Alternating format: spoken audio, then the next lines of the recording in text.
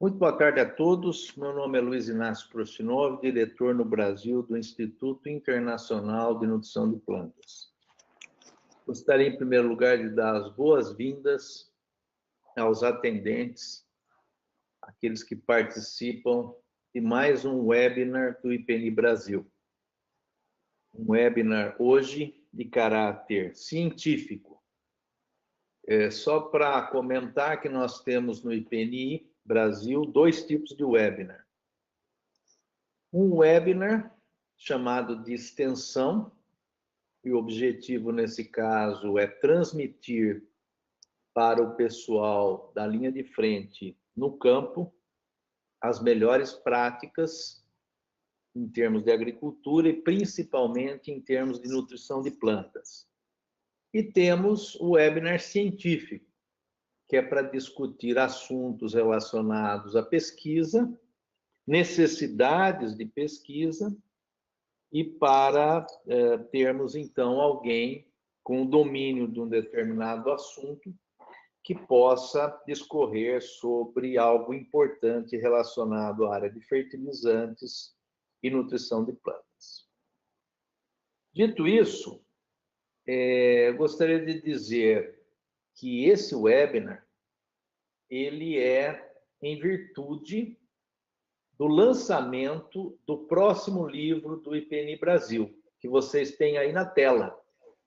Livro que vai se chamar Requisitos de Qualidade dos Fertilizantes Minerais. Ou seja, exatamente o mesmo título da palestra de hoje.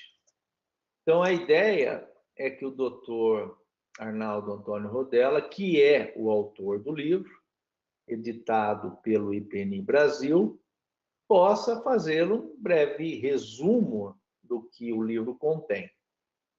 Esse assunto, nós ficamos realmente muito animados para entrarmos na tarefa de editarmos esse livro. Sabemos que esse livro não vai ser, muito provavelmente, um best-seller, né? Porque ele é um livro para um público bem específico, para um público que realmente tem um interesse mais aprofundado do assunto fertilizante, mas nós acreditamos que vai ser uma contribuição muito grande para o setor, porque existem várias coisas relacionadas a características e propriedades dos fertilizantes que não se sabe a origem, muitas vezes não se sabe a metodologia, não se sabe a interpretação, e neste livro nós vamos ter amplas informações a respeito dos requisitos da qualidade dos fertilizantes. Então, isso dito, eu agradeço desde já ao doutor Arnaldo Antônio Rodella por ter aceito o nosso convite de ministrar essa palestra, e muito mais do que isso, mas de ser o autor dessa grande contribuição que é esse livro a ser publicado pelo IPNI Brasil. Muito bem. Antes de passar, então, ao doutor Arnaldo Antônio Rodella, gostaria de fazer, então, a sua apresentação, citando o seu breve currículo. Engenheiro agrônomo pela Exalc, Universidade de São Paulo, em 1973. Mestre em Química Analítica pela Unicamp, em 1979. Doutor em Ciências pela Unicamp em 1996, fez o pós-doutorado na Universidade de Wisconsin, Madison, de 2000 a 2001, foi professor no Departamento de Ciências Exatas da Exalc, Universidade de São Paulo, de 1988 a 2011, e agora professor aposentado da referida universidade, atua como consultor autônomo e especialista do Inimetro. Então, doutor Arnaldo, novamente o nosso agradecimento, e o colega, então, tem aí aproximadamente 50 a 55 minutos para a sua palestra, e depois nós vamos fazer, então, uma rodada de perguntas e respostas. Doutor Arnaldo, por gentileza.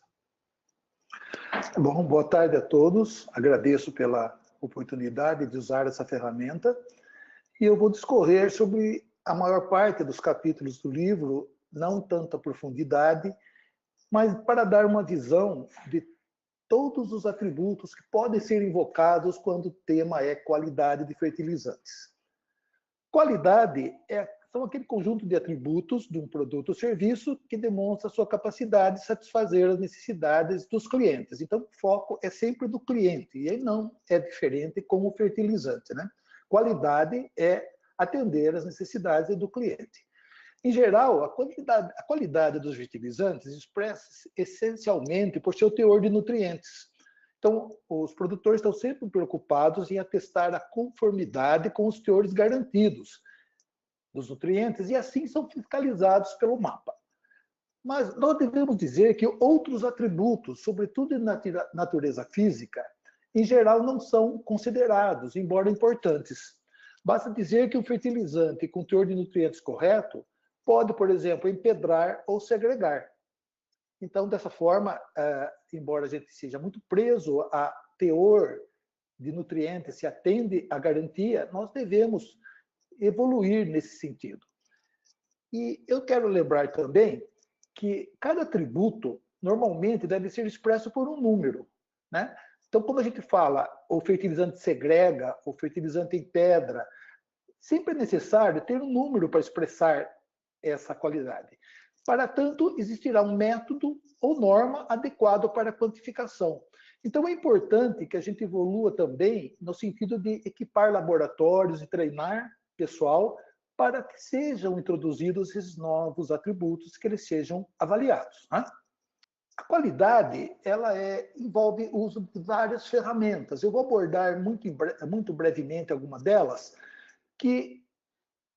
para dar uma ideia de como a gente atua nesse setor. Então, o controle estatístico da qualidade é definido como uma ação sobre o produto final. É quando se analisa o produto e verifica se ele está conforme com aquela garantia. Mais importante que um controle estatístico da qualidade é o controle estatístico do processo. Ou seja, a qualidade é verificada durante o processo, faz parte de uma estratégia de prevenção de defeitos e melhoria da qualidade. Esse controle estatístico do processo, ele faz uso de cartas ou gráficos de controle, que é um tipo de gráfico utilizado para acompanhamento de um processo. Esse gráfico determina estatisticamente uma faixa com um limite superior e inferior, dentro da qual a gente espera que um processo que esteja sob controle produza um determinado resultado. Então, nós temos uma linha superior, uma linha inferior e uma média. O objetivo é verificar, por meio do gráfico, se o processo está sob controle estatístico. Então, essas linhas são estabelecidas previamente e depois o processo é acompanhado, verificando se permanece aquelas condições iniciais. Ou seja, se nenhuma causa especial atua sobre o processo. Aqui eu tenho um exemplo para explicar essa carta controle, que trata da produção do fertilizante nitrogenado. Então, nós temos aqui no início uma fase que nós calculamos os limites e supomos que esse processo está razoavelmente sob controle. Então, aqui eu tenho a faixa onde eu espero que os teores desse fertilizante variem. Aí, eu estabeleço essas linhas superior, inferior de controle. Vamos verificar, isso aqui é um exemplo real, e vamos verificar aqui que há uma tendência do teor de nitrogênio do fertilizante cair. E aqui, durante esse período, estabelece uma área de instabilidade nos teores, né? Há uma variação no processo, onde o teor do nutriente varia. Inclusive, esse fertilizante tem uma garantia de 20% de nitrogênio, e algumas amostras aqui, acompanhadas, atingiram valores bem inferiores a isso. Passado um determinado período, nota-se que o processo voltou a se colocar dentro dos limites pré-estabelecidos. Então, o muito importante é que se conheça as causas dessa ação aqui que aconteceu, para que elas não se repitam. Então, o processo é controlado e é necessário que sejam anotados, ou seja, sejam efetuados registros de todas as ocorrências, porque não basta apenas ter uma visão da carta controle, mas mais importante que isso é conhecer por que esse ponto, atingiu esse valor tão baixo. Então, há necessidade de se manter registros detalhados de todo o processo para poder identificar as causas que a carta de controle mostra. Então, aqui de novo, né, só aquele período que eu chamei de turbulência, depois voltou à estabilidade. Ou seja, é necessário saber por que isso aconteceu. Né? A carta controle também pode ser usada no controle analítico de um laboratório. Ou seja, o laboratório produz resultados analíticos e há necessidade de saber se eles são dentro de uma previsão. Ou seja, eles estão variando e estão dentro de limites aceitáveis. Nesse caso, aqui está colocado um limite superior de controle, um limite inferior de controle e limites de alerta.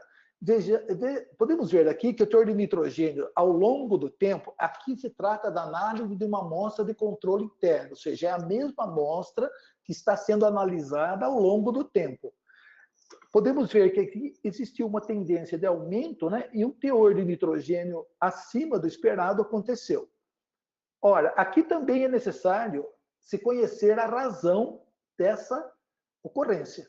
Não basta apenas registrar. Ou seja, estamos aqui no controle, de repente acontece um caso desse, nós temos que explicar o que aconteceu.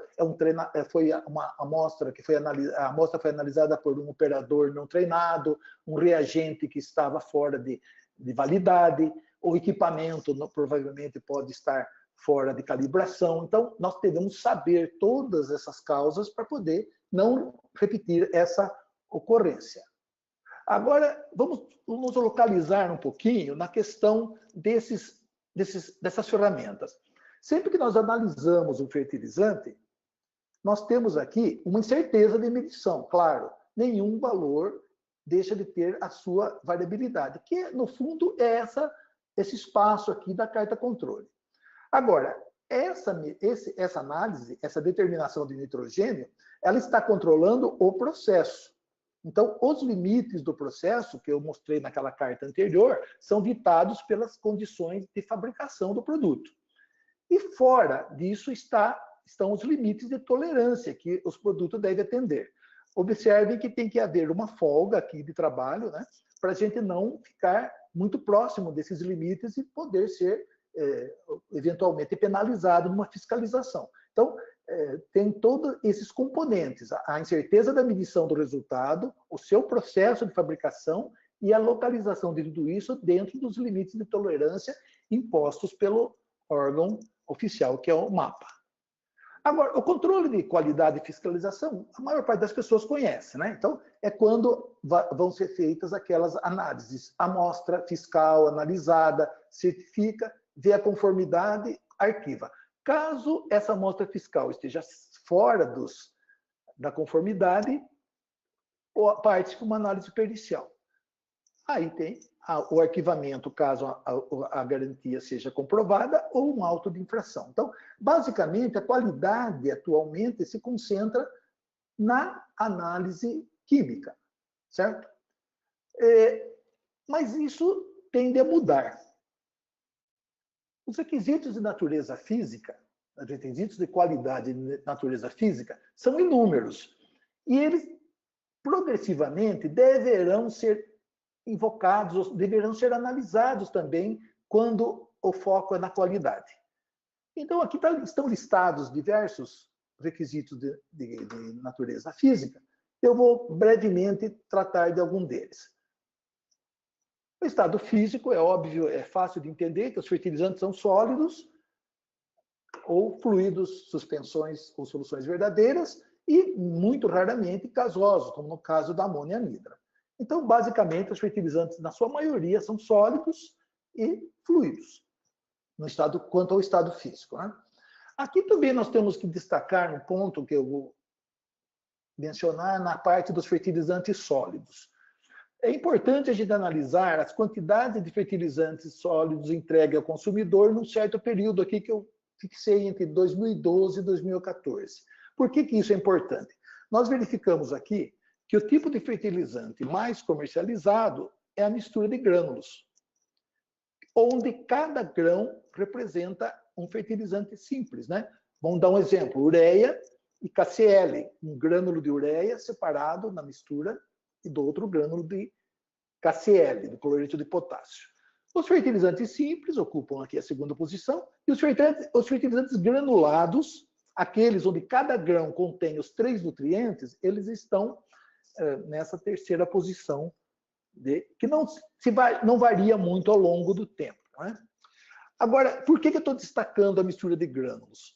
Porque ela, sendo a mais comercializada, é onde existem alguns problemas, algumas características físicas de qualidade que devem ser avaliadas. Então, o fertilizante mais comercializado é aquele que merece mais atenção do ponto de vista físico. A granulometria, que nós vamos tratar agora como primeiro requisito de natureza física, ela é a propriedade que reflete a distribuição do tamanho, o tamanho e a distribuição do tamanho das partículas de todo e qualquer material particulado, seja solo, minério, alimento, fertilizante, medicamentos. Então, a granulometria é uma propriedade dos materiais particulados. E ela, basicamente, emprega o ensaio de peneiramento, que é colocar uma amostra no topo de uma sequência de peneiras sob agitação e verificar como que essa massa inicial se distribui ao longo de diferentes aberturas de malha. Por que eu estou tratando desse assunto e destacando em primeiro lugar? Porque, recentemente, na Instrução Normativa do Ministério da Agricultura, IN 46, foi introduzido um parâmetro relacionado exatamente à qualidade granulométrica, que é o índice GSI, que eu vou tratar logo mais. Então, o ensaio de peneiramento é a atividade que promove a distribuição de um fertilizante, de um material particulado, em diferentes peneiras, cujas aberturas são escolhidas convenientemente. Por que é importante essa ênfase no tamanho da partícula na granulometria? Vejam nessa tabela que as propriedades dos fertilizantes estão relacionadas a vários processos. Produção, armazenamento, transporte, movimento da partícula, inclusive resposta à planta. Verifiquem que o tamanho de partícula e a distribuição de tamanho, ela afeta os mais diferentes processos. Por exemplo, se pegarmos aqui o ponto de fusão, ou umidade relativa crítica, tendência a empedramento, elas afetam alguns processos, mas o tamanho da partícula e a distribuição do tamanho da partícula afeta vários. Então, em boa hora, o Ministério resolveu incluir essa avaliação. A curva de distribuição granulométrica é o resultado do ensaio de peneiramento. Ou seja, aqui nós temos as porcentagens retidas para cada abertura, porcentagem retida acumulada. Então, essa curva representa a qualidade, né? A curva de distribuição granulométrica está expressando a qualidade granulométrica do fertilizante. Como é que eu posso já analisar isso aqui de pronto? Quanto mais inclinada essa curva, maior é a variabilidade do tamanho das partículas. Então, se uma curva é mais em pé aqui, significa que ela é mais homogênea quanto à distribuição. Então, mas isso é uma análise subjetiva. Eu preciso de um índice que expresse essa curva. Como eu disse, sempre nós temos que obter um número para representar matematicamente um processo. Então, aqui, nós podemos fazer, através dessa curva, a interpolação gráfica e descobrir qual o diâmetro, qual a abertura de peneira que corresponde a 84% de retenção.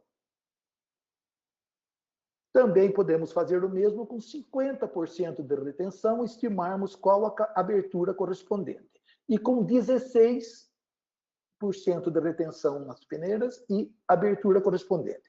Esses valores, 84, 50 e 16 de retenção, eles atendem a critérios estatísticos da distribuição normal.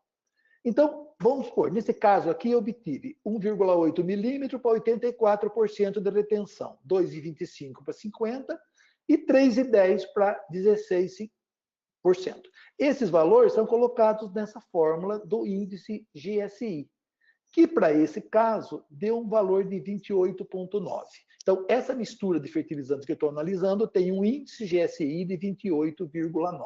Por que é importante esse índice? Esse índice, quanto maior, mais variável é a distribuição de tamanho das partículas, ou seja, essa curva é mais inclinada. E qual o valor? Como a gente interpreta esse índice?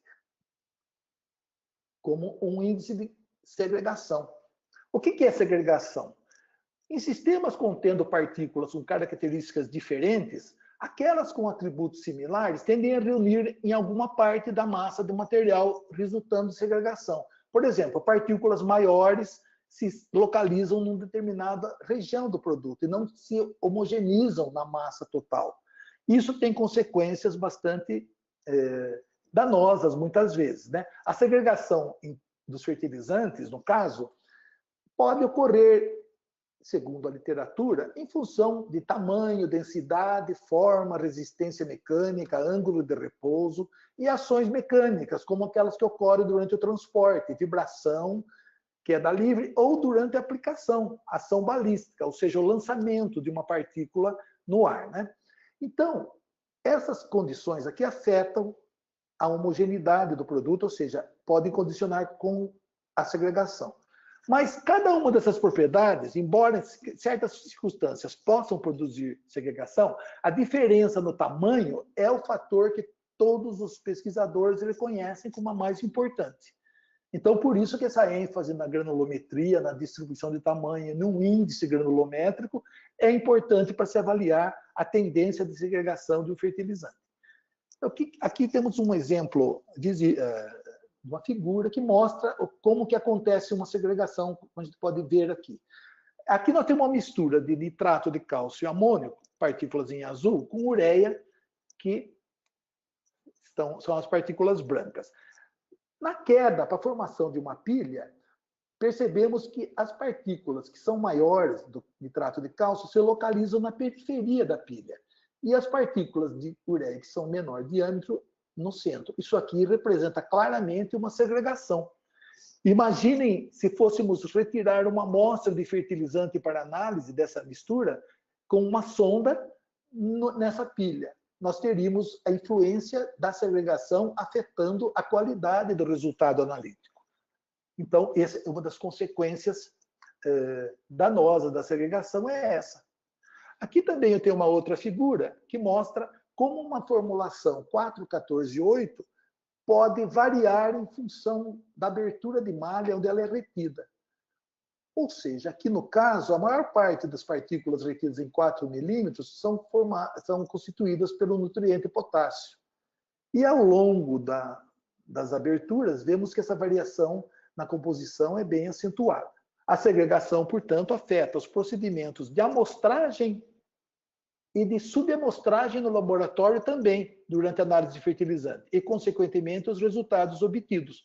Por isso que uma mistura de grânulos perfeitamente pesada na indústria pode resultar numa amostra que seja não conforme, ou seja, o fertilizante foi bem preparado, as massas são exatas para obter aquela determinada concentração de nutrientes, mas a amostra retirada não representa a realidade daquele produto. Aqui nós temos um gráfico bem ilustrativo que o índice GSI indica segregação. Quanto maior o índice GSI, maior a segregação por tamanho, que esses autores testaram segundo um procedimento de justamente retirada de amostras de uma pilha, para caracterizando a segregação. Então, quanto maior o índice GSI, maior é a segregação. E aqui nós temos a interpretação, que faz parte da instrução normativa 46 do mapa. Até 20, para um valor de GSI, a segregação é baixa e indica que o produto tem uniformidade de aplicação. Porque uma das consequências mais danosas da segregação é a distribuição irregular do produto no campo. Ou seja, partes do solo vão ficar com uma concentração de nutrientes diferente de outras, e a cultura pode manifestar isso no seu desenvolvimento. Então, até 20, baixa segregação. 20 a 25, média segregação. Maior que 25, alta segregação. Ou seja, aquele exemplo que eu forneci, que era 28,9, corresponde a um produto que tem baixa uniformidade de aplicação.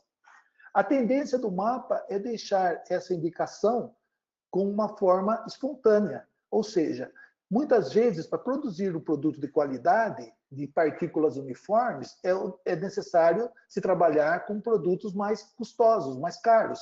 Mas aí pode haver uma compensação, ou seja, o produto é mais caro, mas tem um índice GSI baixo, o que garante ao consumidor uma distribuição uniforme. Então, é uma questão de escolha, né? A segregação durante a aplicação está expressa nesse gráfico, que aqui é um teste muito efetuado no campo, onde eu coleto frações ao longo da linha de distribuição a partir do centro. Então, verifiquem aqui que os teores variam conforme eu distancio do ponto central de aplicação. E aqui temos alguns exemplos das formulações que efetivamente são aplicadas ao solo. Ou seja, a formulação 15-15-15, que é a formulação original, a 6 metros do centro está com uma formulação 6-10-22. Então, como que a gente resolve esse problema? Uma das formas é usar fórmulas mais homogêneas quanto à variabilidade do tamanho. Outras é sobrepor faixas no campo para que essa distribuição heterogênea seja compensada. Agora nós vamos tratar de um outro atributo, que é a densidade. Densidade é a relação entre massa e volume, como todo mundo conhece. No caso do fertilizante, como é que nós trabalhamos com esse atributo densidade? Temos aqui um gráfico, uma figura mostrando uma representação de partículas de fertilizante com seus poros internos e os espaços externos às partículas. Esse volume é um volume total. Então, a massa é facilmente obtida por pesagem, mas o volume, qual volume que eu considerarei aqui? O volume total, eu vou excluir esses espaços, eu vou excluir esses poros. Então, nós temos diferentes tipos de densidade de fertilizantes em função dessas escolhas. Por exemplo, o que nós chamamos de densidade a granel representa a massa dividida pelo volume total. E nós temos duas modalidades de densidade a granel. A densidade solta e a densidade batida ou compactada. O que significa isso? Se eu tomo uma massa de fertilizante e faço ela ocupar um volume de forma natural, devagar, vagarosamente, sem promover nenhuma compactação, eu tenho aí o que nós chamamos de densidade solta. Ou, se ao contrário, eu coloco o fertilizante dentro do volume conhecido de forma a progressivamente ir compactando, ou seja, conseguindo colocar o máximo de massa nesse volume, eu tenho a densidade denominada batida ou compactada. Obviamente, isso aí é derivado de um processo padronizado. Agora, se eu excluo os espaços externos às partículas, eu tenho o que se chama densidade aparente. Aí já é um outro procedimento mais sofisticado, onde eu uso mercúrio para determinar esse volume entre as partículas, ou seja, eu estou excluindo esses volumes, né? E ainda mais, numa outra modalidade, a densidade real ou densidade da partícula, onde eu considero apenas o volume da substância, excluo os espaços externos e excluo os poros internos dessas partículas. Então, essa é a densidade real ou densidade da partícula. Então, vejam bem que temos 3 tipos de densidades aí que podem ser determinadas. Né? Qual a função de cada uma delas?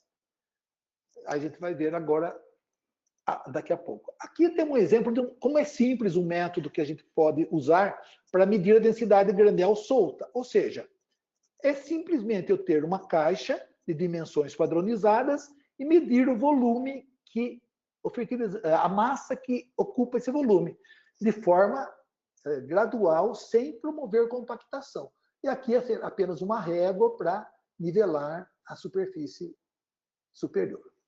A densidade batida, ou compactada, ela tem que fazer uso de um instrumento que promova uma compactação padronizada. Aqui nós temos um exemplo simples, onde uma proveta de volume conhecido, eu vou verter o fertilizante aqui, eu vou usando esse aparato para bater a proveta e conseguir a compactação. Eu tenho que obter uma curva, na verdade, para que o volume não varie. Qual o número de batidas que eu tenho que efetuar aqui? Um número suficiente para que o volume não se altere, ou seja, que a compactação ocorra e cesse, né? A densidade a granel fornece informações importantes sobre o tamanho de embalagens e o dimensionamento de armazéns. Então, eu tenho que saber qual o volume que uma massa de fertilizante ocupa, então eu tenho que usar a densidade a granel. A densidade das partículas, ou seja, aquela que diz respeito apenas à substância do fertilizante, tem um papel importante na distribuição de aplicadores que tem como base a força centrífuga. Por quê? O lançamento das partículas, a distância que as partículas atingem durante a aplicação, depende da sua densidade, não a granel nem aparente, mas a densidade de partícula, da substância constituinte do produto. Também, essas diferentes modalidades de densidade podem ser empregadas para relações que expressam a fluidez, ou seja, o modo como os fertilizantes escoam. Então, nós temos aqui dois índices que podem ser calculados, que eu vou discutir mais para frente, que nós chamamos relação de Hauser e índice de compressibilidade de Carr. Ou seja, são valores que expressam fluidez calculados com base nas determinações de densidade. A resistência mecânica é um outro atributo importante físico. Por quê? Porque os grânulos de fertilizantes têm que ser resistentes durante a manipulação deles. Imaginem que o fertilizante sacas de fertilizante sendo empilhadas sofrem compressão. E esses grânulos não podem ser quebradiços de forma a variar a distribuição de tamanho, nem formar poeiras. Então, é uma resistência, eles têm que ter um certo grau de resistência adequado. Então, nós podemos medir, podemos avaliar essa resistência mecânica. E tem diferentes modalidades. A resistência à compressão, que é a força mínima necessária para esmagar um grânulo de fertilizante. A resistência à abrasão, ou seja, a resistência à formação de pó. As partículas de fertilizante se atritam entre si e, dependendo de ter uma baixa resistência, elas podem produzir pó ou poeira durante essa manipulação, durante esse atrito. Ou entre os grânulos e a superfície dos equipamentos. Então, meu fertilizante tem que ter uma resistência à abrasão que não permita a formação de pó ou partículas finas, que, como eu disse anteriormente, partículas finas e presença de partículas maiores vai dar origem à segregação, que é um fenômeno indesejável. E a resistência ao impacto indica a resistência mecânica dos grânulos quando eles são impactados durante o descarregamento, a partir de uma pilha, formação de uma pilha, quando sacos do material são tombados durante o manuseio, ou seja, sofrem impacto, e esses grânulos têm que ter resistência para não se fragmentar. Aqui nós temos um exemplo da resistência à compressão, dando uma ideia de como os diferentes fertilizantes variam quanto a esse atributo. Destaco aqui que essa determinação ela é feita em grânulos individuais, um número escolhido de maneira geral em 15 a 20 grânulos, e são submetidos individualmente à medida. E nós vemos aqui que tem um coeficiente de variação, o desvio padrão relativo, relativamente alto, porque realmente é uma determinação que é feita em grânulos selecionados, e esses grânulos são pressionados no equipamento de forma individual. Então, mesmo tendo essa imprecisão, digamos assim, nós conseguimos caracterizar que um superfosfato simples tem uma resistência à compressão maior do que superfosfato triplo, por exemplo. É isso que eu digo quando a gente precisa de um valor numérico para expressar a qualidade de um fertilizante ou daquele atributo. Não basta dizer que um fertilizante é mais duro, mais resistente. Nós temos que expressar isso através de um número. E aqui nós temos alguns exemplos também de vários fertilizantes indicando a resistência à abrasão, à compressão e ao impacto. Então, aqui vou destacar 2 produtos, a ureia perolada e a ureia granulada, mostrando quão diferentes elas são com relação à resistência mecânica. Essa tabela está no livro e vocês poderão depois comparar os demais fertilizantes com o tempo. Ângulo de repouso também é outro parâmetro empregado na caracterização física, da qualidade física dos fertilizantes. É o ângulo que as partículas, os materiais particulados formam com o plano horizontal. No caso aqui, estou indicando essa pilha, né, formada no descarregamento. E o ângulo que ela forma. O ângulo de repouso depende do coeficiente de atrito, da densidade, tamanho, forma e o método de formação dessa pilha. E é um parâmetro importante também. Aqui temos também um método, aqui uma norma internacional empregando esse funil para determinar exatamente, com precisão, esse ângulo de repouso. É uma norma ISO 8398 de 1989. Tudo isso aqui são padronizados, a altura é padronizada, o diâmetro do funil, justamente para fornecer uma medição confiável. A fluidez. A fluidez é outro atributo físico que é a medida da escoabilidade, do escoamento dos fertilizantes. Nós vamos ver que tem parâmetros que são influenciados por outros, que nós já apresentamos anteriormente.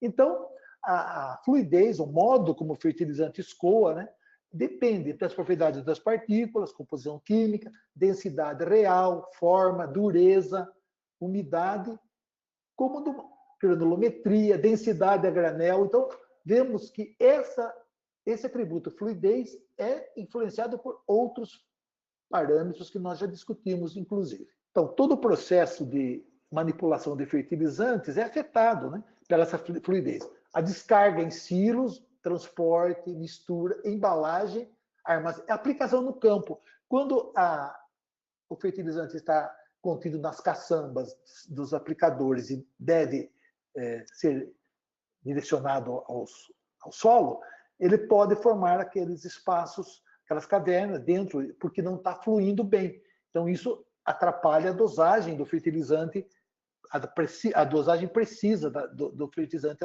à planta. Aí também nós temos uma norma que faz a determinação desse grau de fluidez, que mede o tempo necessário para que uma amostra escoe através de um funil de dimensões padronizadas. Existe uma norma que faz essa medição, avaliação desse parâmetro físico que é a fluidez. Aqui agora temos um exemplo de como a fluidez é caracterizada através do ângulo de repouso, da relação que eu citei anteriormente. Então, um ângulo de repouso de menor magnitude traduz uma fluidez elevada. E um ângulo muito íngreme, aqui 55 graus, significa que o material é coeso, né? Então, a pilha tem um ângulo muito íngreme, e isso significa que o material é muito coesivo e a fluidez é restrita. E os índices citados anteriormente também demonstram essa fluidez, ou seja, menor que 20, fluidez facilitada, escoamento livre. Maior que 25, mais difícil. Tanto a relação com o índice de Carr como a relação de Hausner fornecem esses indicadores. Bom, terminamos aqui a parte dos requisitos de natureza química e agora eu vou abordar brevemente os requisitos de natureza química. Eu dei mais ênfase nos requisitos de natureza física justamente porque eles são menos usuais. Aqui nós já temos uma certa familiaridade. E dentro dessa lista, número de nutrientes, espécies químicas, concentração e compostos indesejáveis. São requisitos que são classificados como sendo natureza química. A espécie química dos nutrientes tem elementos que são presentes em várias formas. A gente sabe, o nitrato, o amônio, o nitrogênio amídico da ureia. Então, o nitrogênio ocorre nos fertilizantes sob diferentes formas. Outros, apenas uma única forma. No caso do potássio, que é o cátion potássio. Os compostos indesejáveis. Aqui nós temos um ponto interessante para discutir, porque todas as aquela discussão em cima de fertilizante químico, aquele caráter químico como sendo nocivo, às vezes, são invocados esses compostos indesejáveis para reforçar essa relativa preconceito, né, com o fertilizante mineral. O que eu posso dizer é que existem realmente compostos indesejáveis presentes em fertilizantes. E a única abordagem possível, nesse caso, é a abordagem técnico-científica, ou seja, eu devo determinar quais são esses teores, verificar seu dano, seu perigo, seu risco, e simplesmente ser bastante coerente nesse aspecto. Ou seja, eu não posso nem ser permissivo, nem ser histérico a ponto de achar que aquilo é um problema muito sem solução. Os metais pesados são realmente um tópico bastante levantado quando se fala em fertilizantes. Aí, nós temos que as rochas fosfatadas, elas contêm naturalmente certos metais pesados, como cádmio, por exemplo. Aí, qual a solução? É trabalhar com a análise desse produto e verificar também, durante a aplicação ao longo do tempo, qual a acumulação desses metais no solo. Ou seja, estudos embasarão a necessidade de se excluir alguma fonte mais contaminada ou não. Por outro lado, certos materiais alternativos, como resíduos industriais, podem ser analisados em função de um teor elevado e interessante de zinco, por exemplo. Mas se eu analiso e tem um teor elevado de chumbo, de cádmio, de outros metais nocivos, essa fonte provavelmente deverá ser excluída. Então, não existe outra solução, quando tratarmos dos compostos indesejáveis, a não ser aplicar estudos de população ao longo do tempo. Ou seja, não basta apenas ter uma ação contrária a eles. Ou seja, temos que enfrentar essa situação. Devo ressaltar que, muitas vezes, os teores permitidos de contaminantes, eles são relativamente elevados, os índices de... Até que ponto eu posso ter cádmio no fertilizante? É um valor muito pequeno. Por quê? Porque eu não tenho informação suficiente e esses índices têm que ser protetores, ou seja, eu estou trabalhando com teores muito pequenos porque eu não tenho informação maior para sugerir que eles pudessem ser maiores. Então, isso é uma ação normalmente que existe na legislação sobre compostos indesejáveis, ou seja, ela tende a ser protetora. Em caso de dúvida, restringe-se mais. A presença, então, como eu disse, desses contaminantes ocorre majoritariamente por duas vias: as rochas fosfáticas, matéria-prima do fosfatado, e fontes alternativas como resíduos.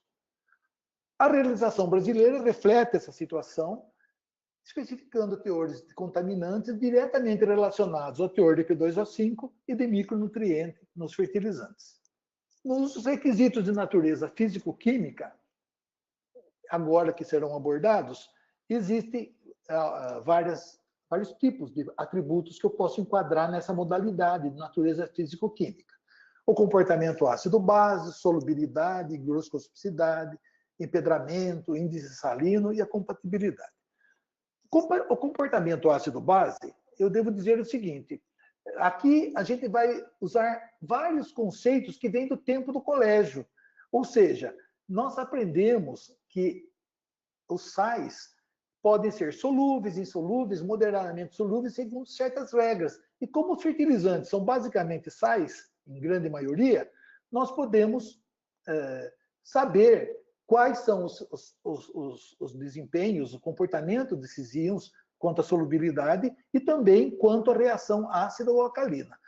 Ou seja, íons cálcio, magnésio, cloro, cloreto, sulfato, nitrato e potássio não apresentam reações ácidas ou alcalinas em solução. Assim, fertilizantes como KCl, sulfato de potássio, nitrato de potássio, sulfato de magnésio, entre outros, não devem influenciar o pH do solo quando aplicados. O íon amônio merece um tratamento especial. Quimicamente, ele apresenta caráter de ácido fraco, assim como o carbonato representa um caráter alcalino. E é por isso mesmo que os calcários são corretores de acidez, pela presença do íon OH. E quimicamente em solução, o íon amônio dos fertilizantes que contêm esse íon são levemente ácidos. Mas a acidificação derivada do íon amônio não se deve tanto a essa reação, mas sim, mais importante que isso, é que o nitrogênio na forma amoniacal é nitrificado por via microbiológica, em presença de oxigênio. E aí sim, existe uma produção acentuada do íon H+. Então, a natureza ácida dos fertilizantes que contêm íon amônio deriva basicamente dessa nitrificação, embora ele também quimicamente seja um ácido fraco. Essa situação de acidificação do solo é observada na navegação por gotejamento. Quando um fertilizante amoniacal é aplicado, o bulbo de molhamento acumula ao longo do tempo uma concentração elevada, essa nitrificação ocorre e a acidez aumenta justamente na região das raízes da planta. A higroscopicidade também é um outro atributo de natureza físico-química. É o parâmetro que exprime a tendência do composto químico a absorver umidade da atmosfera. Então, composto químico, no caso um fertilizante, ele é submetido a diferentes níveis de umidade. Chega a uma certa umidade aqui, que a massa do fertilizante começa a aumentar, indicando que ele está absorvendo umidade. Essa umidade é o parâmetro que designamos de umidade relativa crítica, certo? Então, cada fertilizante tem um valor desse parâmetro. Isso, quanto maior esse valor, significa que ele somente absorverá água numa umidade muito grande. No caso de fertilizantes facilmente higroscópicos, ele vai absorver água numa umidade menor, ou seja, essa curva começaria a se elevar a partir desse ponto. 35% de umidade relativa, ele já começaria a absorver. Ou, se ele fosse menos higroscópico, apenas um valor mais alto de umidade, essa massa começaria a aumentar. Então, essa higroscopicidade é avaliada através desse índice.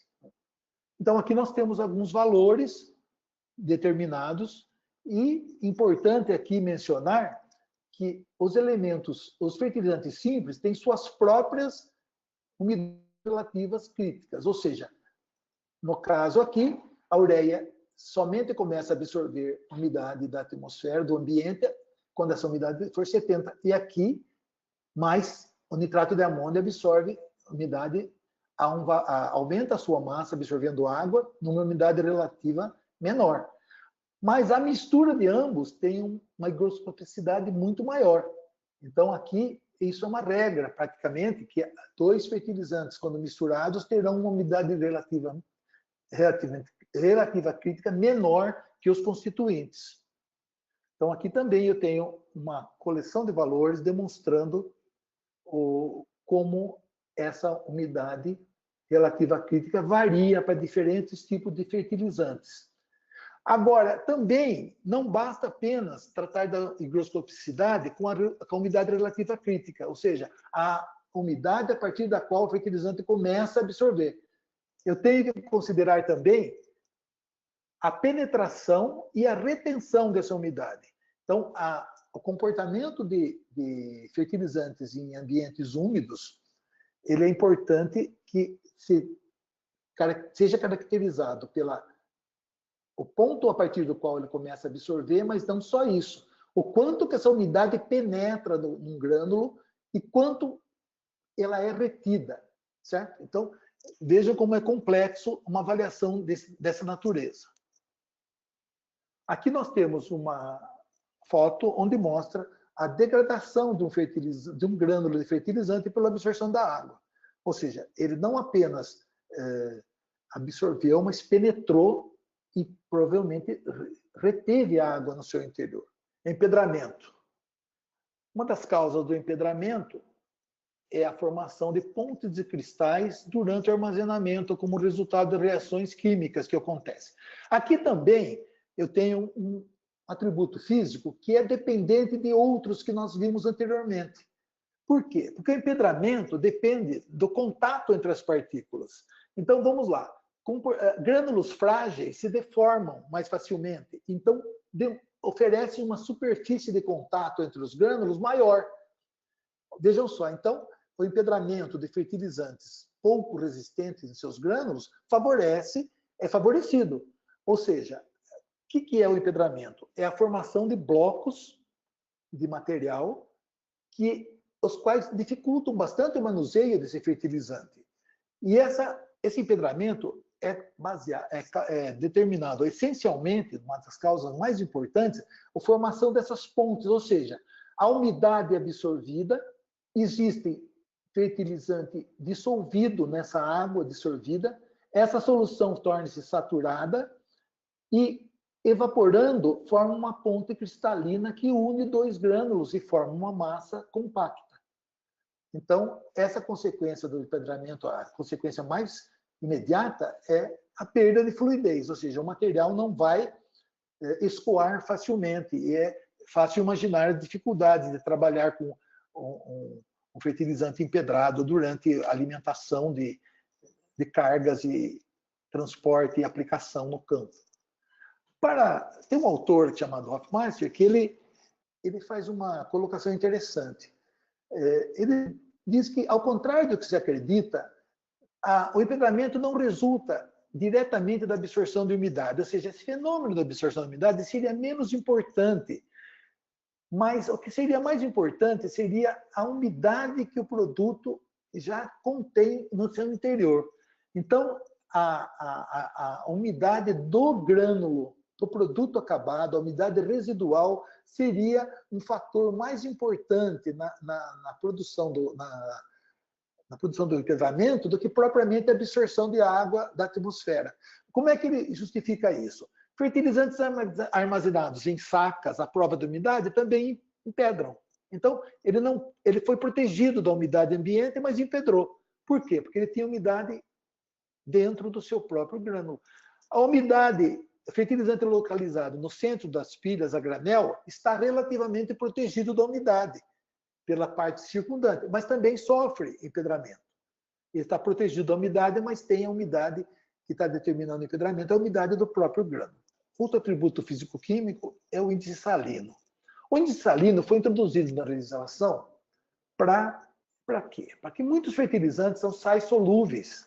E quando eles são aplicados ao solo, aumentam a concentração salina e podem dificultar a absorção de água do solo por sementes e pelo sistema radicular das plantas. Então, vejam bem, como é que eu vou representar essa dificuldade em absorção de água que um fertilizante pode causar? Eu tenho que fornecer um índice, como sempre. Esse índice tem que ser medido. Esse índice salino, ele foi definido por autores numa época bastante longínqua, que é em 1943. Esses autores determinaram o índice salino de alguns fertilizantes simples. E eles trabalharam com incubação desse produto no solo. Ou seja, foi uma determinação que se baseou em medidas de incubação e de pressão osmótica.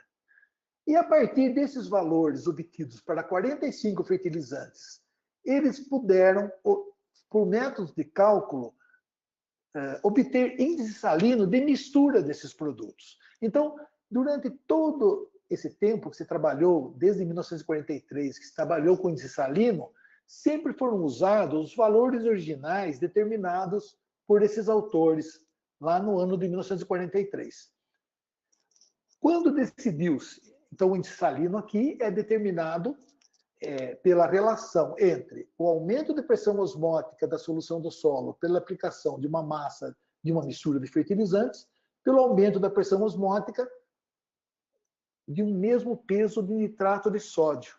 Ou seja, a relação é calculada com base num produto chamado nitrato de sódio, que hoje em dia não é um fertilizante comum, mas na época ele representava uma base de cálculo interessante para determinar a salinidade ou o índice salino dos fertilizantes. Vejam que manteve-se ao longo do tempo um produto que basicamente não tem mais uma importância como fertilizante.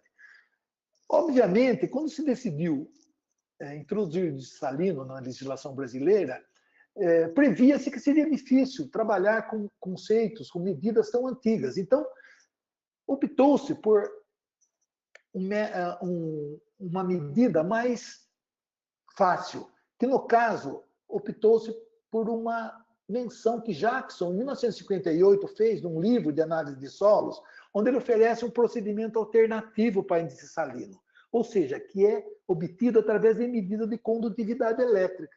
Então, eu faço uma solução contendo 1 grama de fertilizante por 100 ml, por litro, aliás, e eu consigo relacionar isso com a mesma condutividade de um produto base que foi mantido, que é o nitrato de sódio. Então, vejam bem, em vez de trabalhar com medidas de pressão osmótica, eu trabalho com medidas de condutividade que são possíveis de ser feitas em qualquer laboratório.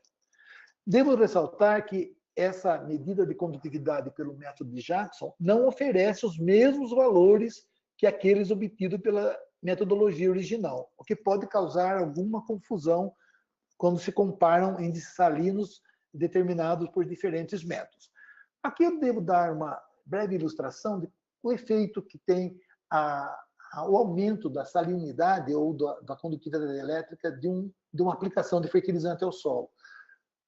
Baseado nisso, o potencial de água no sistema solo-planta-atmosfera é dado por essa expressão, do qual um dos componentes é o potencial osmótico, que é o potencial justamente influenciado pela aplicação de produtos salinos solúveis. Então, quando eu aplico um fertilizante, eu aumento o valor negativo desse potencial aqui. E a água se movimenta do solo para a planta em direção a potenciais mais negativos. Por isso que ela é absorvida, translocada e chega até a parte aérea. Se aqui no solo eu tenho um potencial osmótico negativo, o movimento vai ser contrário a essa entrada na planta. Aqui nós temos alguns dos índices fornecidos pelo método original de Hader, White e Whittaker. Então, a base aqui é o índice 100 para nitrato de sódio. E nitrato de amônio, vejam que tem um índice salino maior, que é a própria referência. A ureia mais baixo, o urânio. Fosfato de amônico é citado aqui como um fertilizante que tem um índice salino relativamente baixo. Então, é um fertilizante que eu espero ter menos problemas de introdução da água, de movimentação da água para a planta. Aqui também, agora, aquela comparação que eu falei, né? O índice de Jackson é superior ao índice de original calculado por Hader White, lá de 1943. Então, embora eu possa fazer a determinação de salino por um método mais simples, como é mencionado na legislação brasileira, eu tenho que levar em conta que, se eu for comparar com esse mesmo índice em algum outro país onde usa o método original, eu tenho que levar em conta que os índices daqui serão maiores, né? Isso pode causar algum problema na comparação de produtos, da salinidade, do índice salino de alguns produtos. E, finalmente, tudo se resume, afinal, todas essas propriedades, todos esses atributos físicos, químicos, caem nesse ponto final, que é como eu compatibilizo misturas de fertilizantes. O que eu posso fazer em termos de misturas? Nós temos a compatibilidade física, que já foi discutida. Eu não posso misturar diferentes produtos com tamanhos muito discrepantes, porque eu terei o fenômeno da segregação. Então, eu tenho que efetuar misturas pensando na compatibilidade física, que essencialmente é evitar a segregação por diferença de tamanho, que já foi explorada. A compatibilidade química já tem envolvimento nos parâmetros dos atributos de natureza química e físico-química. Então, basicamente, aquela menção que eu já fiz, a higrostopicidade. Mistura de fertilizantes oferecem umidade relativa crítica menor que os constituintes. Eu tenho que efetuar misturas pensando se a umidade crítica da mistura não vai ser excessiva a ponto de eu trabalhar com um produto muito higroscópico. E, além disso, eu tenho que considerar as reações químicas entre os constituintes. Nós sabemos que tem vários produtos que não podem ser misturados. Reações químicas não ocorrem, em geral, entre produtos sólidos, mas eu tenho que avançar na minha compreensão até imaginando que esses produtos vão ser dissolvidos no solo e fazer parte da solução do solo, inclusive. Então, aqui nós temos alguns princípios básicos considerados quando se efetua a mistura de fertilizantes. Fertilizantes contendo amônia não devem ser misturados com fertilizantes alcalinos, calcários, cordas básicas, porque nós temos a perda a volatilização de amônia na forma de gás NH3. Fosfatos solúveis não devem ser misturados com materiais contendo calcário, uma vez que há formação de fosfatos insolúveis. Misturas de nitrato de amônio e nitrato de cálcio apresentam problemas de armazenamento devido à higroscopicidade de ambos os produtos. Na presença de ácido livre, há risco de ocorrência de hidrólise de ureia, formando amônia e perdendo a amônia por volatilização. E mistura de ureia com superfosfato simples e triplo pode resultar na formação de fosfato de ureia, que é um composto muito pegajoso e difícil de superar. Então, pessoal, eu espero ter trazido a vocês essa compreensão geral de quantos são os atributos que podem ser invocados quando pretendemos efetuar uma avaliação da qualidade do fertilizante. Como podem ver, nós temos que considerar muita coisa além da simples conformidade com o teor garantido. E temos que evoluir nesse sentido, seja de propriedades ou atributos físicos, químicos ou físico-químicos. Então, agradeço pela oportunidade de ter transmitido esse rápido repasse sobre o que esse livro contém. Muito bem, Dr. Arnaldo, muito grato pela apresentação. Dá realmente uma visão de forma ainda sucinta, obviamente, do que o livro contém, do potencial de conhecimento contido nessa publicação. Nós temos aqui algumas pessoas elogiando a iniciativa da publicação do livro e também a palestra, né, e pela forma clara como os conceitos são explicados. Antes de nós passarmos para a sessão de perguntas e respostas, nós temos várias aqui, eu só gostaria de pedir para o doutor Arnaldo seguir nos slides, nesse slide, por gentileza, para reafirmar para vocês, principalmente para aqueles que se juntaram ao nosso webinar mais tarde, falando então a respeito desse lançamento.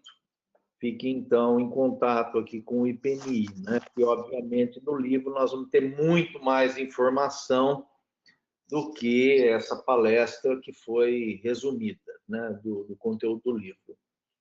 Um outro slide, o segundo, é um aviso que eu gostaria de passar, se o doutor Arnaldo puder, isso, exatamente, só avisando aos colegas que nos assistem sobre o nosso evento, 24 a 26 de abril, em Foz do Iguaçu, um evento importante, com um programa interessante, que vocês já podem conferir no nosso site, otimizando a produtividade e o lucro em sistemas de produção soja-milho.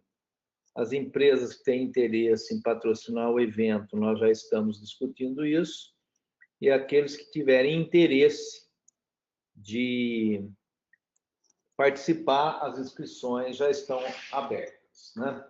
Muito bem, dito isso, nós temos, como eu disse, algumas perguntas. Eu vou me dar o direito de começar por uma pergunta minha, Arnaldo, que é uma pergunta tentando juntar assim, a questão da qualidade com a prática no campo. E é uma pergunta, talvez, de difícil resposta, mas gostaria de ver a sua visão. Que é a seguinte: o agricultor brasileiro, na sua opinião, está preparado para pagar mais caro por fertilizantes de maior qualidade? O que você pensa sobre isso, Arnaldo? Olha, Luiz, eu acho o seguinte, que isso aí é uma questão de colocação. Ou seja, a oferta de um produto, como eu disse, no caso do índice GSI, que eu posso informar na embalagem que esse produto tem tendência a segregar. Uma alta tendência, então tem interpretação que vai ser colocada na etiqueta. Então, vamos supor naquele índice que eu disse, de 28. A classificação daquele índice, a interpretação é alta segregação e aplicação desuniforme. Então, eu acho que o agricultor ele normalmente ele vai escolher pelo preço mais baixo, mas ele está ciente que tem um produto ali que vai ser complicado. Então, é uma opção dele, né? Eu acho que a legislação até, inclusive, deve proporcionar esse tipo de abertura. Ou seja, eu pago mais barato e tenho um produto pior. É uma questão dele se educar nesse sentido, né? Ou seja, como eu disse, aquela distribuição irregular devido à segregação tem que ser compensada pela aplicação, sobreposição de faixas. Eu tenho que ter um processo lá para compensar a segregação. Será que com um produto mais caro, eu efetivamente até não economizo na aplicação? Então, são questões que é uma questão de educação do consumidor, eu acho, sabe? É uma questão, ele deve ser levado a essa informação, a um máximo número de informações para poder decidir. É como a gente faz em qualquer tipo de compra, né? A gente vê um produto mais barato, mas tem aquela dúvida, será que é eficiente? Será que vai ser durável? Será que vai compensar? Barato ou sai caro, né? Muito bem. Bom, nós temos aqui várias perguntas. Eu vou começar pela pergunta do Luiz Fernando Moraes. Ele diz que, considerando uma situação hipotética em que todos os grânulos dessa mistura estejam em condições ideais de granulometria, a pergunta é: algum fertilizante em especial tem maior facilidade de segregação com relação à sua densidade em uma mistura de grânulos? E qual seria este componente? Olha, como eu disse na apresentação, pontualmente, vários parâmetros influenciam na segregação. A densidade pode ser um parâmetro, mas o que eu tenho visto na revisão, nos trabalhos apresentados, nós temos que eleger o principal problema. E, nesse caso, indiscutivelmente, é o tamanho. Certo? Então, eu não posso dizer... Porque, inclusive, muitas das propriedades estão interrelacionadas, né? Por exemplo, densidade, tamanho. Foi difícil até para mim selecionar, separar os capítulos e tratar de cada atributo individualmente, porque tem muita interrelação entre eles. Então, o que eu posso dizer é o seguinte: sim, a forma, o tipo de superfície mais rugosa, tudo, o ângulo de repouso, o coeficiente de atrito, tem muitos fatores que, de uma forma ou de outra, influenciam, sim, na segregação. Agora, se nós tivermos que nos preocupar com qual o parâmetro que deve ser melhor controlado, sem dúvida, é a uniformidade de tamanho. Você viu aquele gráfico que eu apresentei, que tem uma relação direta, né? Um coeficiente de correlação muito grande, aquele gráfico que relacionava o índice GSI com a segregação. Então, ali tem diferentes tipos de fertilizantes. Os pontos daquele gráfico representavam não apenas um, mas diferentes tipos de fertilizantes. Então, quando eu tenho uma situação assim que se uniformiza com um único parâmetro, significa que os demais deixam de ter um peso tão grande, né? Então, aquele gráfico lá demonstra isso. Ali são diferentes tipos de fertilizantes que estão constituindo aqueles pontos daquele gráfico, que correlaciona tão perfeitamente o índice de GSI com a segregação. Nós temos aqui várias perguntas do colega Leonardo Pareschi, né? E vai ser difícil, devido ao adiantar do tempo, nós realmente abordarmos todas. Mas ele cita que o saudoso professor Malavolta afirmava que o resultado da análise não pode ser melhor do que o que a amostra proporciona, né? E então, sabendo que o consumo dos fertilizantes se concentra em mistura de grânulos, que está sujeita fortemente à segregação, ele se preocupa com a questão da amostragem e pergunta se a publicação a ser lançada abordará o assunto de coleta e preparo da amostra. Não, na verdade, premente, essa preocupação é muito justificada, porque eu mesmo trabalhei com análise de fertilizantes e eu tinha sérias dúvidas quando eu usava quarteadores que são recomendados na metodologia oficial. Por exemplo, eu tinha muito problema com mistura, na análise de mistura de ureia e KCl. a gente visivelmente via o tamanho diferenciado dos grânulos, e embora eu usasse um quarteador para fazer redução da quantidade de amostra de forma aleatória, eu percebia que ao verter o fertilizante no quarteador de Jones, eu já percebia que eu ia obter uma heterogeneidade. Então, obviamente, essa é métodos de amostragem devem ser estabelecidos. E para amostras maiores, preparo de quantidades maiores, não se ficar mais difícil, se demorar mais, não tem como se escapar disso, porque não adianta eu fazer obter um resultado e ele não ser representativo. No processo aqui, na redação do livro, eu coloquei essa dificuldade no item granulometria, mostrando alguns exemplos de como os resultados analíticos variam em função da segregação. Mas não foi dedicado um espaço sobre o procedimento de amostragem, como evitar isso. Simplesmente eu informei quanto a segregação atrapalha a análise, o resultado analítico final. Tem mais uma pergunta, nós temos muitas perguntas, né? Vamos tentar responder rapidamente algumas, não vai dar para responder todas elas. Tem uma ainda do Leonardo, que é se, na opinião do colega, do Dr. Arnaldo, qualquer laboratório está apto a fazer análise, ou melhor dizendo, se qualquer laboratório que está apto a fazer análise de solo, na sua visão, também está capacitado a fazer análise de fertilizantes. Olha, vamos começar assim. Tem um pessoal treinado em química analítica. Obviamente, os princípios básicos devem ser de conhecimento dessas pessoas.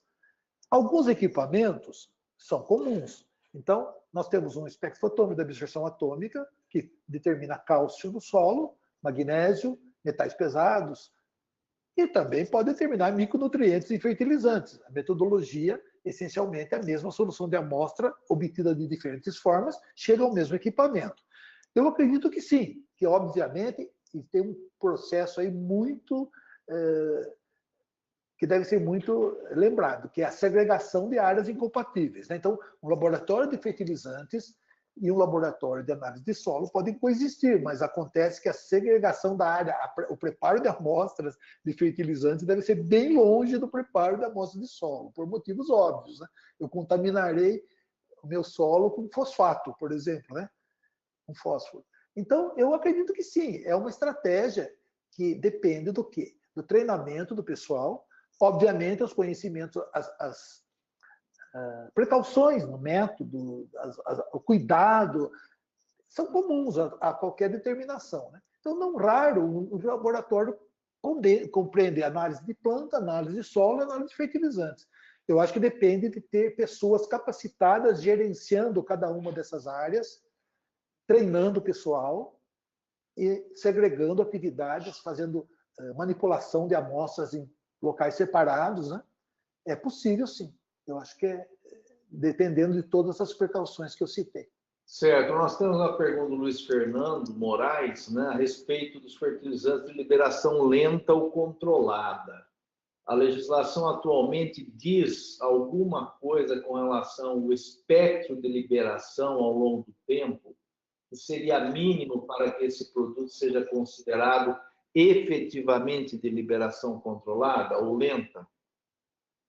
Olha, aí eu cito no livro algumas metodologias, mas eu não encontrei muita coisa na avaliação dessa capacidade, dessa liberação. Não existe, os fertilizantes a legislação não contempla esse tipo de velocidade de liberação, porque os fertilizantes são apenas classificados naqueles métodos de extração, teores totais, teor solúvel em ácido cítrico, solúvel em citrato de amônio, solução neutra de citrato de amônio, então são poucas as opções. Essa parte da solubilização, de como a solubilização ocorre, existem, eu cito no livro, 2 métodos que eu obtive assim, com muito restrito, informação muito restrita, mas que indica, você coloca o fertilizante dentro de um sachê, e coloca dentro de água e vê quanto de fertilizante é liberado ali. Mas isso não faz parte de nenhuma norma, de nenhum procedimento oficial. Não sei se com o tempo isso aí será introduzido, mas eu acho que não tem muita disponibilidade de metodologias disponíveis, mas nada impede que esse assunto seja considerado, obviamente. Muito bem, nós temos aqui o colega Andrei Zardim, e ele faz duas perguntas que eu vou resumir em uma. A preocupação dele é sobre a questão de incorporação de material orgânico ao grânulo do fertilizante, que ele vê com preocupação isso, porque tem muita informação sem base científica, e ele se preocupa com isso. E também é a opinião sobre a incorporação de micro-organismos nos grânulos dos fertilizantes, que são produtos, que ele diz, novos no mercado. Então, ele pede uma consideração sobre esses dois aspectos.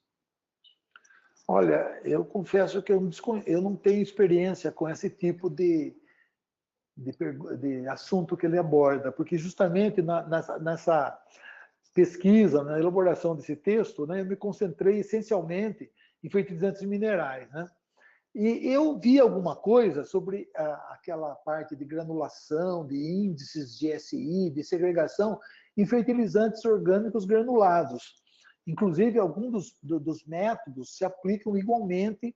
O GSI, por exemplo, é um índice que se utiliza também, pode ser utilizado em fertilizantes contendo matéria orgânica, ou seja, associados, né, fertilizantes minerais e orgânicos no mesmo grânulo. Mas eu não conheço as consequências dessa associação, sinceramente, eu não estarei apto a responder essa pergunta. Perfeito. Bom, nós temos várias perguntas, mas infelizmente o nosso tempo já está esgotado, né? E nós temos a preocupação de não interferir com outros webinars, né, que podem ocorrer. Então, eu vou me limitar a mais uma única pergunta. Me desculpem, mas realmente o tempo impõe isso, né? É uma pergunta do Francisco Jimenez. E ele pergunta sobre a questão da utilização da mistura de grânulos versus o fertilizante granulado, né? Se realmente vale a pena utilizar o granulado em função do efeito de distribuição, efeito balístico que ele cita, ou se a mistura de grânulo, desde que bem feita, né, ela também pode ser eficiente. Bom, é aquele caso, né, que a gente falou no começo, que o preço do produto de mistura de grânulos, atribuindo, o principal problema da mistura de grânulos, atribuindo a segregação, nós vemos por aquele gráfico, eu vou citar de novo, que os produtos de índice mais baixo têm pouca segregação. Então, eu acredito que essa opção da mistura de grânulos, ela tem que ser aperfeiçoada, ela pode ser aperfeiçoada. Existem inúmeros trabalhos demonstrando isso. Então, a granulação é uma opção e é uma segurança. Inclusive, a adição de micronutrientes em pequenas quantidades, né? Porque se você mistura uma pequena quantidade de um micronutriente numa massa grande de mistura de grânulos, aí há um problema de distribuição. E aí a incorporação de micronutrientes em grânulos de fertilizantes é uma opção interessante. Agora, nas misturas NPK, eu acredito que há muito espaço para melhorar a qualidade. Por exemplo, se você faz uma mistura NK usando ureia granulada, de tamanho compatível com um grânulo de KCl, você obtém um valor de índice GSI baixo, da ordem de 18, que significa uma segregação baixa. Agora, a ureia granulada é mais cara que a ureia perolada, né? Então, é uma questão aí do consumidor buscar um fertilizante que não segregue através da indicação de um índice de GSI compatível. Eu acredito que essa predominância da mistura de grânulos não é à toa que ela existe, né? É um produto bastante interessante. Agora, a qualidade tem que melhorar a introdução do índice GSI na legislação já é um grande passo para isso. Muito bem, como eu disse, tem outras perguntas, mas o nosso tempo está mais do que esgotado, né? Então eu vou só fazer um comentário final, né? Tentando fechar o nosso webinar de hoje, né? Eu tenho realmente estado bastante preocupado visitando os agricultores e as situações relacionadas a fertilizante em diferentes regiões do país, porque nós estamos tendo uma inundação de novos produtos. E um dos colegas aí, em uma das perguntas, citou que muitas vezes nós temos falta da base científica que dá um respaldo, né, a tais produtos. Então, deixando uma mensagem que o IPNI, por ser uma instituição científica, não poderia ser diferente, a gente tem que ter o respaldo científico de pesquisa séria para realmente podermos utilizar os fertilizantes e os novos produtos que estão surgindo de uma maneira que venha beneficiar a agricultura. Os agricultores e os consultores devem se organizar no sentido de testar localmente os produtos e realmente se preocuparem com a qualidade, né? Isso não é só na área da agricultura, é na área em geral, né, que as pessoas oferecem os produtos e nem todos os produtos têm a qualidade que seria necessária para atender às expectativas. Então, realmente fiquem atentos a isso. Temos muita coisa boa e temos problemas, e temos que distinguir o joio do trigo, como se diz no ditado popular. Dito isso, eu agradeço muito ao Dr. Arnaldo Rodella por essa parceria, né, do IPNI com ele para a produção desse livro, que, como eu disse, vai trazer uma grande contribuição ao setor de fertilizante e também para a agricultura nacional. Agradeço a presença de todos, nós temos aí 85% a 90% das pessoas que começaram o webinar estão com a gente até agora, né? E a gente fica muito animado com os webinars, nós vamos continuar essa prática ao longo do ano, tá? Fiquem atentos, que muito mais vem por aí, tá bom? Então, meu muito obrigado novamente, uma boa noite a todos e até o próximo webinar do Instituto Internacional de Nutrição de Plantas do Brasil.